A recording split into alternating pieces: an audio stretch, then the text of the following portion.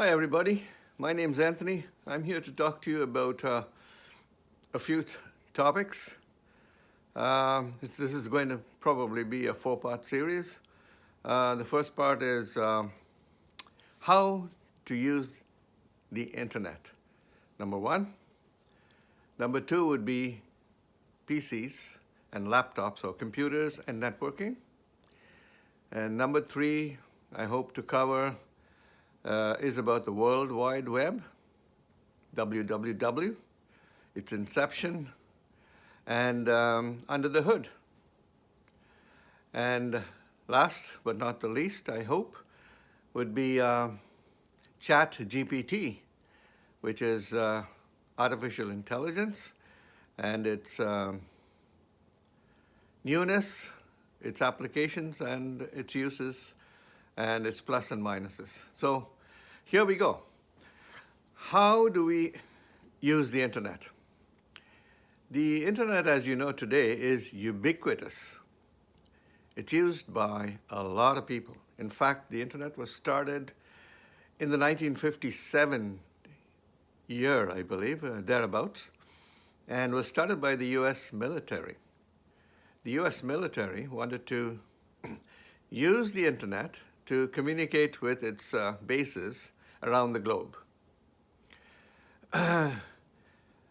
And when they first started, it was kind of a novel thing because there was no communication like email, et cetera, et cetera. So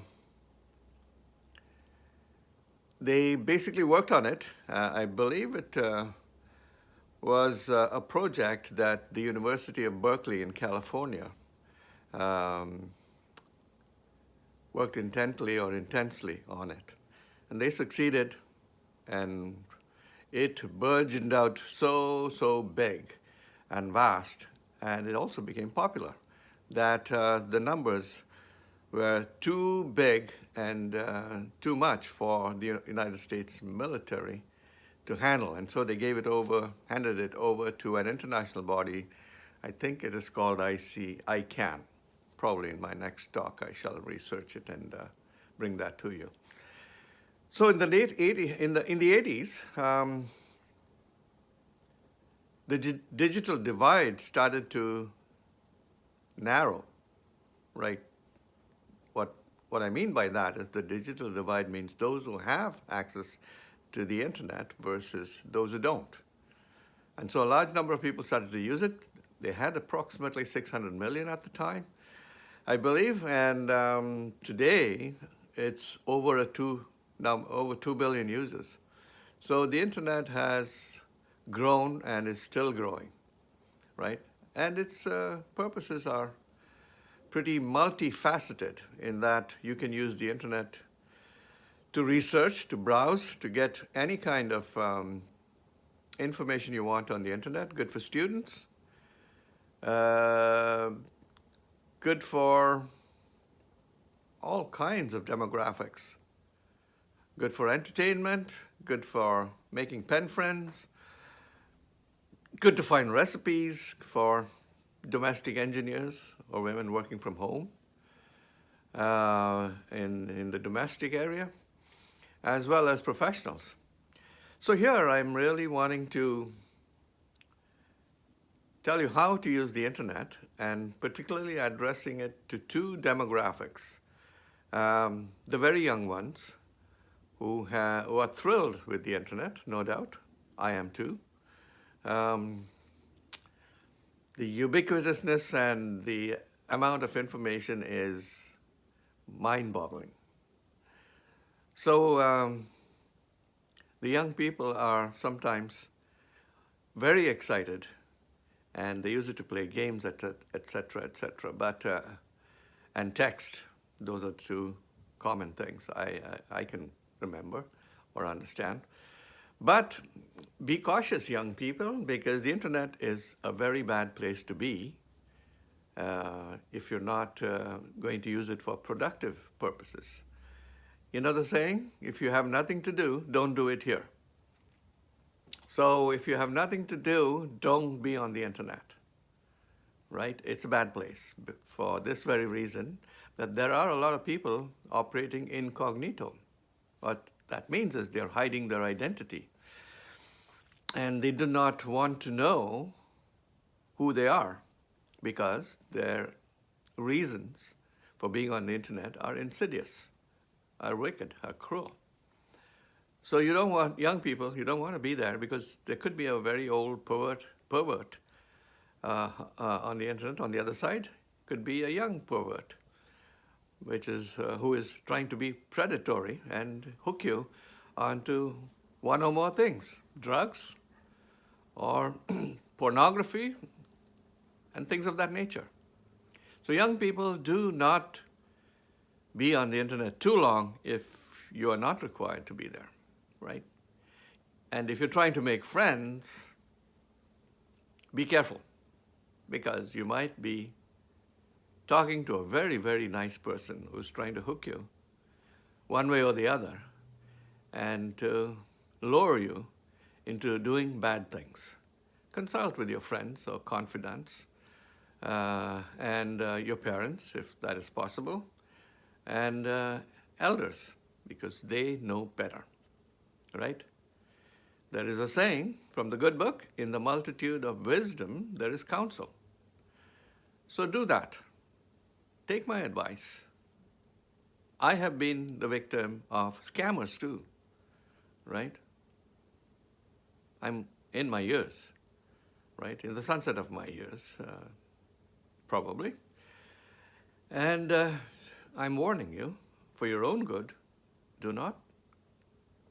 If you suspect anything on the internet, be careful, be wary, be suspicious, right?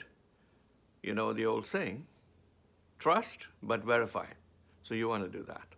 So young people, I wish you well. Be careful. Now, for the older people, could be middle-aged, could be seniors, you also need to be careful. I have been a victim of these scammers from Nigeria and India and many other places. And I'm saying this for your own benefit. I'm not trying to be smart or be overly benevolent or that kind of thing. You know, I'm not trying to be a very, very nice goody-goody guy. But I'm telling you that I have experienced and dealt with scammers.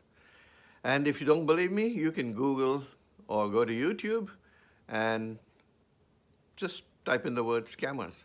And you will see there are a bunch of people in North America and Europe trying to root them out because they have built people of billions and millions and billions of dollars, right? They pretend to be from the IRS, Internal Revenue Service, the United States, or from Canada Revenue Agency or any such august body, and will threaten you to part with your money, either by buying gift cards or just some other means. And they pretend to be very nice and helpful in that they have, you know, overpaid you and they want to give you a refund and so on and so forth. Lots of excuses. Or some sob story like somebody in their family has got cancer and dying and whatnot. So be careful. They are not nice people, simply put, right? So you want to be very, very cautious in dealing with how you use the internet. It is not a safe place. Not a safe place at all. If you have nothing to do, don't do it here, as the old saying goes, which I've already mentioned. So be very cautious and try to confide in your friends or family or whoever. When you are suspicious of something, do not part with your money, your hard-earned money. You're probably retiring or going to be retired, right? You're in your retirement or you are going to retire. So you might have some money, disposable income that you might be contemplating on investing. Don't believe them. They're not people who are genuinely interested in doing you any good. So there are lots of scammers, lots and lots of scammers. Like I said, go to YouTube and find that out. So be very, very cautious when dealing with such people. They are of a predatory nature, and use the internet for recipes, perhaps other things. There are very many genuine pen pal sites. You might want to go there, but again, if you don't know them and they're only on the internet, that's all you met them, that's where you met them, be very careful because it is a dangerous place to be. So that's what I'm wanting to tell you, that the internet is good, useful for recipes, for finding out who's who, finding news, entertainment, comedy shows, storytelling, and whatnot. There's a plethora of information you can get on the internet, and it's nice if you know how to use it, right? It's like a MasterCard, for example. A MasterCard is good if you need money urgently, right? In a hurry, and if you have a card, you can borrow money and use it. But you can also abuse it. You can use it for all the wrong reasons and end up in debt and become homeless. Before you realize it, you owe a lot of money that you can't repay. So there are things, good things and bad things, but I want to warn you that in the main, if you're old and lonely, you have to be very careful. Unless you've met somebody face to face, unless you've been friends with them for a long period, do not buy into their lies, right? Buy into their fake stories. They are not genuinely nice people, and nobody will ask you money if they don't know you. Why would they? They are all con masters, right? And if they need money badly, and if somebody's suffering, hurting, and whatnot, there's a site called GoFundMe. They can always put on their sob story onto the internet in the GoFundMe web area, and get whatever help they can. So be careful, my dear seniors and the young people.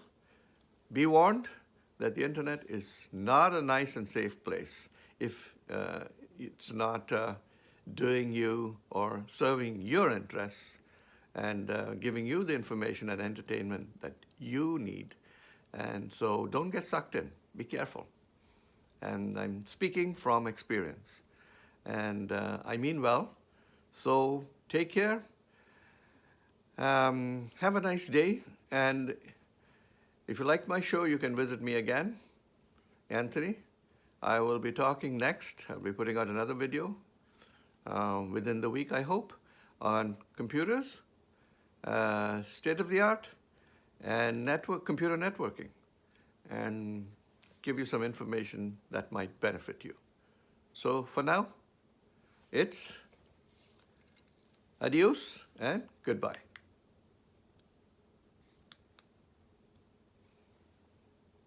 Bye for now.